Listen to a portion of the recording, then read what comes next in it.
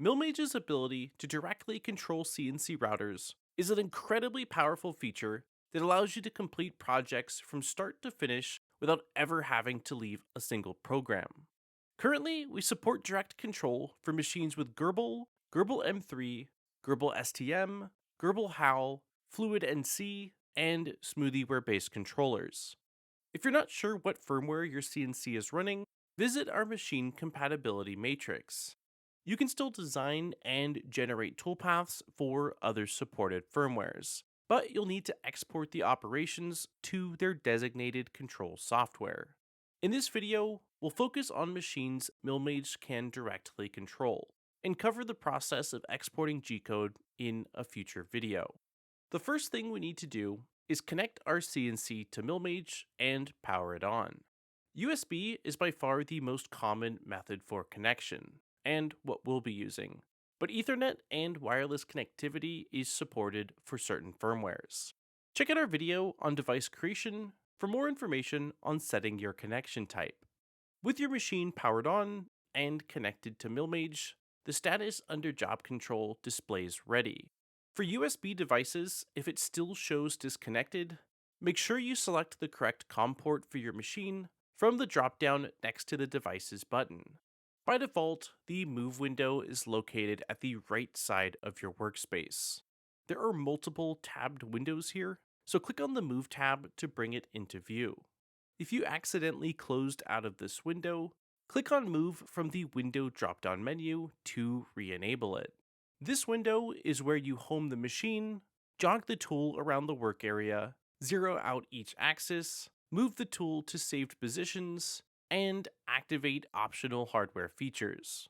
At the top of the window, the current machine and workpiece coordinates are displayed.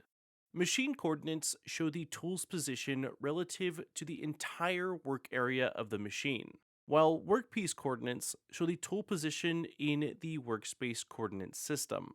In machine coordinates, the 00 point or origin is at a fixed location, while the origin of a workspace coordinate system is a user-defined, customizable location. Beneath this readout are options for setting the workpiece origin. Click on the probing button to open the probing wizard. This tool is used to define a probe block or tool length probe, and run a probe command. We'll cover setup and using this in a separate video.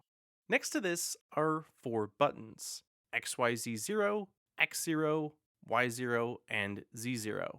Clicking on these sets the current location of your tool as the origin for the workpiece coordinate system in one or all axes.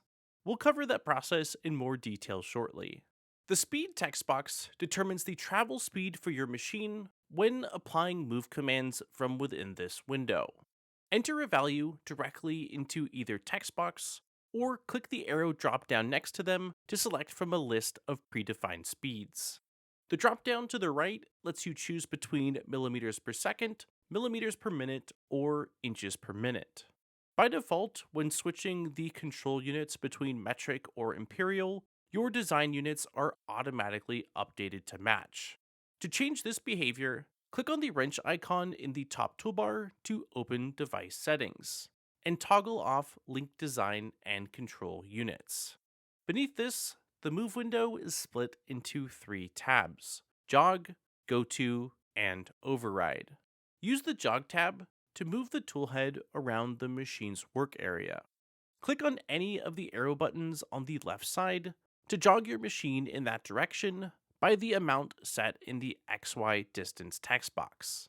Similar to above, you can enter a specific value in this box or choose from one of the predefined options. The stop button in the center sends an M9 cancel command to your machine. To the right are arrows for jogging your Z-axis up or down. Typically, you want to jog your Z-axis in smaller increments than X or Y, so it has a separate text box for defining its distance value. The button underneath the distance text box is used to home all axes of your machine at once, if your machine has limit switches and supports homing. If your firmware supports it, you may see a toggle for continuous jogging above the homing button. With this enabled, hold down any of the arrow keys to have your machine jog in that direction until you release the button. Before jogging your machine, you need to ensure your speeds and distances are set to reasonable values, and that your tool has a clear path of travel. Use the Go To tab to home your machine, get current positions, and move to specified or saved positions. The left column of buttons lets us home all axes at once or specify an individual axis to home. This sends the tool back to its homing location and resets the machine origin. Limit switches must be installed and configured to use homing.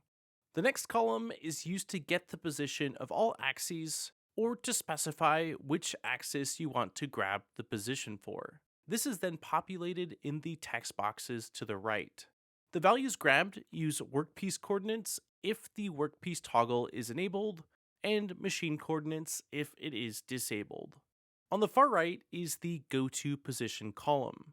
Use these buttons to send the tool to the position specified in the boxes to the left. At the bottom is the Saved Positions dropdown, which displays a list of previously stored positions. Use this to jog to known locations in the work area, such as the corner of a commonly used jig. Click Manage to open the Saved Positions window, where you can define and name any coordinates you want to save.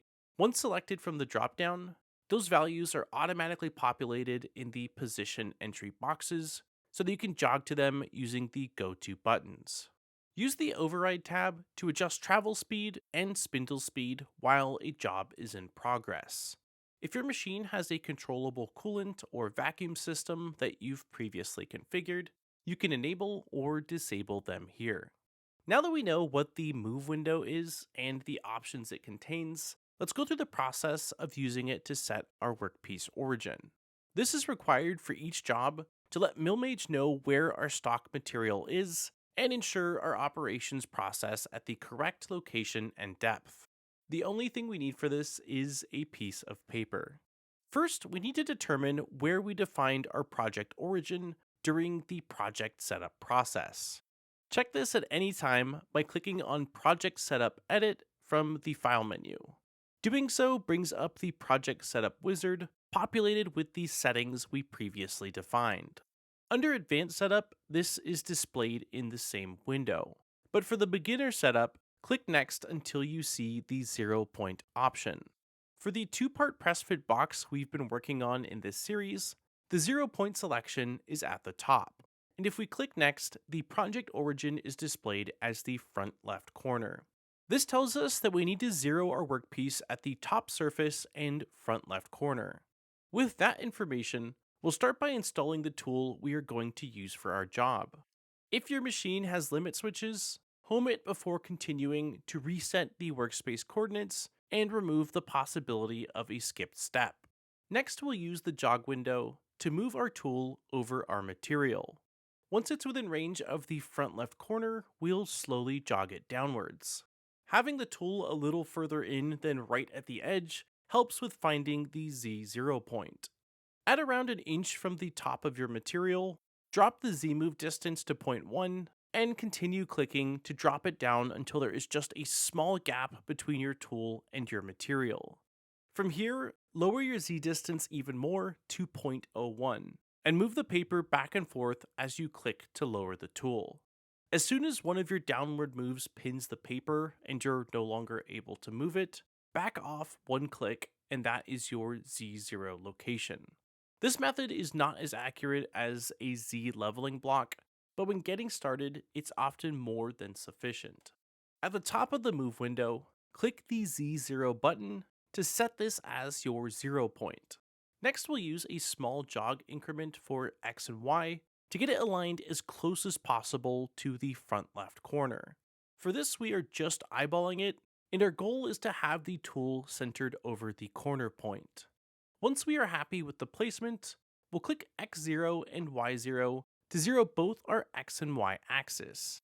Now that we have defined the origin of our workpiece, MillMage knows exactly where to run each operation that we've created for our project. If your job contains operations using different tools and you don't have an automatic tool changer, we recommend only enabling operations for one tool at a time. Once those operations complete, you'll need to swap your tool out and set the Z0 location on your material for the new tool, since the height in most cases will be different. Now you know what the move window is and how to use it to define your workpiece origin. In our next video, we'll cover control mode, the final step before we are ready to run our job.